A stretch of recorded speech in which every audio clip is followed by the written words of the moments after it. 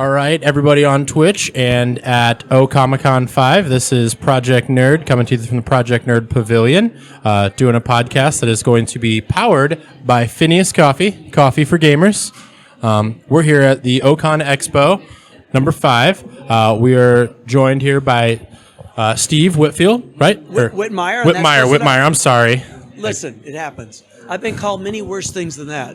I think Dale said like the wrong name, and I was like, "That's Steve. Oh, this guy." Now I knew who it was. And then, I won't even tell you the worst ones. Yeah, but it involves changing the first letter.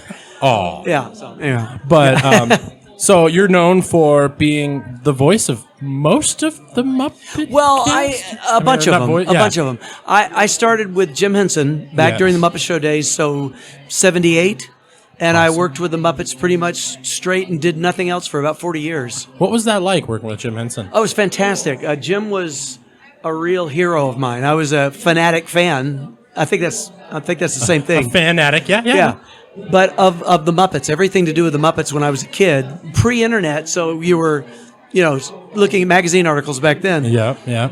And just loved every minute of it. Thought what they were doing was fascinating. Wondered how the puppets worked. Wanted to learn that. And then when I was 19 years old, I met a man named Carol Spinney, who was the puppeteer and the voice of Big Bird and Oscar the Grouch. Yeah.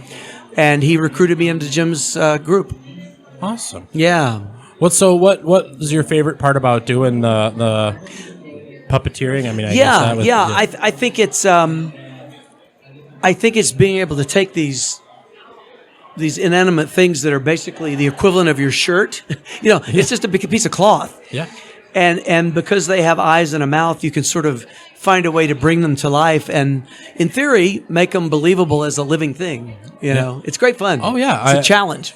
Did you ever do any of like the practical effect work where like outside of the franchises? I know, like for instance, like the Dark Crystal had a lot of puppeteering going on in that. I did. As well. I worked on Dark Crystal and Labyrinth and all those films. Yeah. The sequel to the Dark Crystal. I did not work on the one coming up. Okay. I was curious. I'm curious to know if there is still going to be. If they're going to replace practical effects with computer-generated effects or not. I know as much as anybody else knows. I'm not involved in it, but what I've heard is that I've heard extremes. Yeah. One group of people has said, I hear there's going to be nothing, it's going to be all puppets. And I've heard somebody else tell me it was CG. I don't think that's true. But it wouldn't surprise me if they combine the two together. But I don't know that officially. I've noticed that puppets stand the test of time a lot better than CG does. It seems like it, yeah. When you go back and you watch things like Star Wars or even the Dark Crystal, like what they did with the computer graphics, I'm like, I can tell. I mean, I could do that on my MacBook right now. Right. But with some of the creativity that goes into the crafting of the puppets and the realism that comes with having a physical object there, I think so. It lasts so much longer. Well, it's interesting you should say that. I hadn't really thought about that too much. It's when it comes to doing computer-generated stuff, to a certain degree, I mean, some people will do it better than more believable than other people will do it. But you can sit at your computer and dabble in that. It's a little bit harder to dabble in the puppetry to the level we were trying to do it in terms of making them believable. That's something you learn over a lot of time and experience, Yeah. So maybe that's why they seem to last longer. They seem to be alive, And in the case of the Muppets, they always seem to have a life outside of their on-screen world.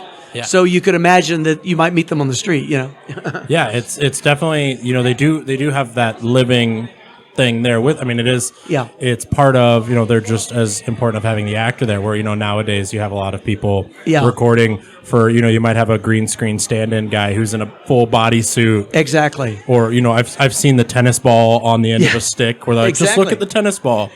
It's got to be. I mean, you can appreciate the how good the actor is who's having to play off the tennis ball. That's pretty hard. Oh, it takes extreme skill for that. And the person who's inside or behind the scenes with, the puppet. I mean, that's something else. So, is there a favorite one that you like to do? I know we can't do the voices, but is there a favorite one you like to do? I think probably my favorite character. I did a lot of characters over all these years. Probably my favorite character to perform was this guy I did named Rizzo the Rat.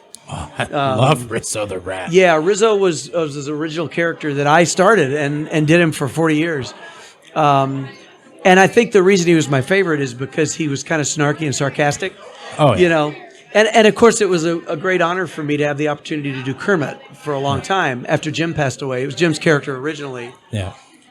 but Kermit had a certain set of personality traits that I sort of wanted to adhere to keep Jim alive. The character. Yeah. And Rizzo, I had a little bit more freedom to just do whatever I felt like, So that was always fun. I have to fan out. I mean, I love Rizzo the Rat in Muppet Treasure Island is probably one of my favorite. Anytime with Gonzo, of course. They get together and they are. It's the dynamic duo kind of. They play off each other so well. Yeah, I one of my small regrets is that we didn't do more with those two characters together because I think they really worked well together all the time. And a lot of that was Dave Goles, who does Gonzo, and myself. We joined Muppets Jim's company about 5 years apart, and we sort of paired off and became good friends as well. And so our characters bounced off of each other well. We did other character duos. We did. I don't know whether you remember Dr. Bunsen, Honeydew, and Beaker. I did Beaker and Dave did Bunsen for a while, and we did a show called Fraggle Rock, and I did Wembley, one of the Fraggles, and Dave did Boober, one of the other Fraggles, and those two seemed to pair off quite a lot. This is just my childhood. I love Fraggle Rock. One of my favorite bands growing up, we were just talking about earlier, they covered the Fraggle Rock song. Oh, yeah. And I have it on my iPod. I listen to it all the time. Oh, that's funny. And it is such a, I love it. Fraggle Rock was, there was talks to remake it, or did they ever actually end up re-releasing? I've heard a little bit of that. Well, it's been re-released, like new, better versions of the video, like DVD releases and things. I think there was talk about trying to do a film. A few times it's been mentioned, but it has never actually taken hold and happened. Yeah. And I don't know whether, I don't know that I would be involved in it. It may be other people. I would hope that if my characters were in it, I might at least be asked to do it. Of course. Is that considered? I mean, if it's a character that you're doing, is that your technical intellectual property then on that? No, I don't own it. Yeah, so it's owned by the Muppet Corporation. It's a really interesting little dividing line. And there's some gray area, but I don't have any legal ownership to any of those characters. Yeah. But at the same time, the minute any of the performers who perform them aren't there, all you have is a puppet. So it's a nice little symbiotic kind of relationship. You really have to have, and in the case of the Muppets, they really have always been consistent with a particular performer for indefinitely. Yeah. So that those characters stay the same and grow consistently. So the audience expects a certain thing out of a particular character, and it's there. Definitely, and I think there's kind of been a resurgence of the Muppets with several movies coming out in the past couple of years. Yeah. Did you have a part in the movies as well too? I was involved in both the last two films and the last series we did, and there's having a perspective as far away as I do from so many years. The Muppets have been super popular, and then they weren't for a while, and then they are for a while, and they weren't for a while.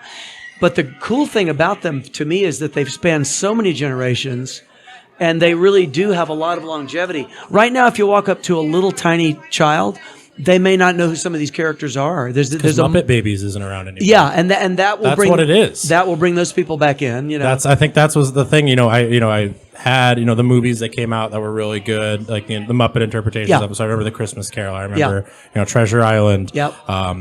And by far one of my favorite Tim Curry movies ever. I mean, he was perfect in that.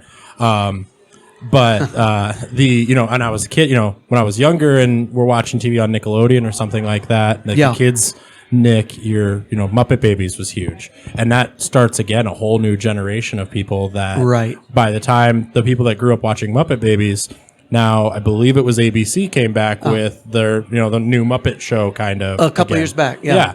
And you're like, I want to watch this because I remember the Muppet Babies. I remember the old Muppet show. Sure. Watching those on like VHS copies and stuff like that. And so it was one of those things where it's just fantastic. Quick question. Well, maybe not quick question. What was the hardest puppet you've ever had to do? Like, I know sometimes you can get complicated. I mean, it's like one hand up here, 3 fingers down here. Yeah, a foot. I know. You kind of get it. Your whole body's doing something. Probably the hardest, the most difficult and uncomfortable thing I ever did might have been the Skeksis in Dark Crystal. And I love the film. It's not that I don't love the film, and I look back at it and think it was an amazing kind of piece of art that Jim did, for the times. Yeah.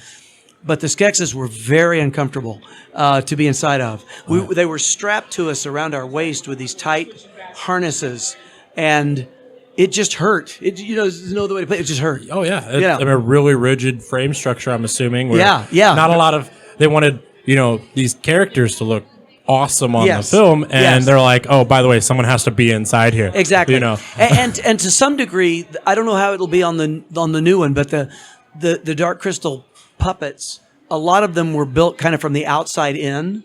Yeah. In other words, they designed it and they knew what it was going to look like, and there was less thought perhaps given to what it was going to feel like on your hand. So you'd run into wires and cables and sharp things, and Is it's one of those things. I mean, the first time you put your hand to a puppet, like you have no idea what could possibly be in there, what's going to grab you and poke you. The worst thing is, even with the Muppets, once in a while, we have always had a terrific group of people who took care of the puppets and built them and maintained them and made sure they were set to go on camera, and then we just had to perform. The Muppet Workshop is terrific.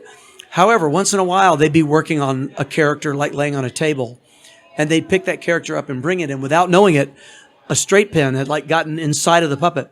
So you put your hand in there and you go, you get really stabbed, Oh, man. So things like that happen, hangnails are tough. And I mean, a lot of crafters here at this convention that make costumes and stuff of their own. I myself have made my own costumes. There's nothing worse than forgetting a pin inside one of your costumes. Exactly. And then you put it on and you just happen to sit down and that's right where the pin, right in there. Oh, and they really puncture, don't they? They do. It feels like they go to the bone. I mean, I know it's only this big and it hit me in the rump, but I mean, it's not hitting anything. Not a good thing. Oh, it's the worst. I'm just picturing. I just had this memory at one time of putting my hand in a puppet, and there were a few pins left in, and they were pointed this way.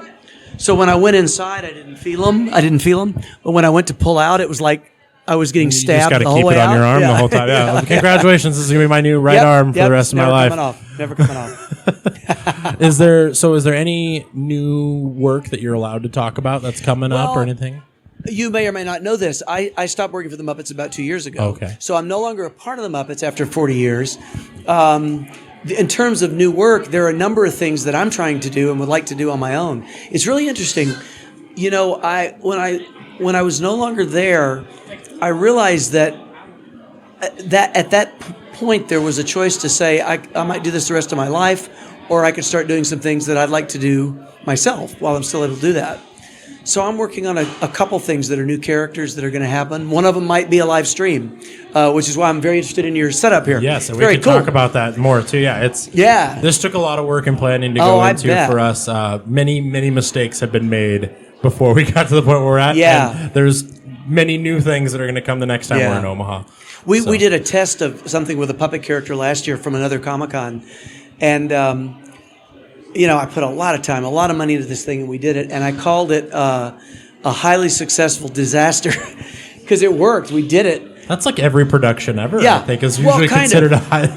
It was a big test, and we had tons of technical problems. The number one being connecting to the internet, which is kind of vital for a live stream.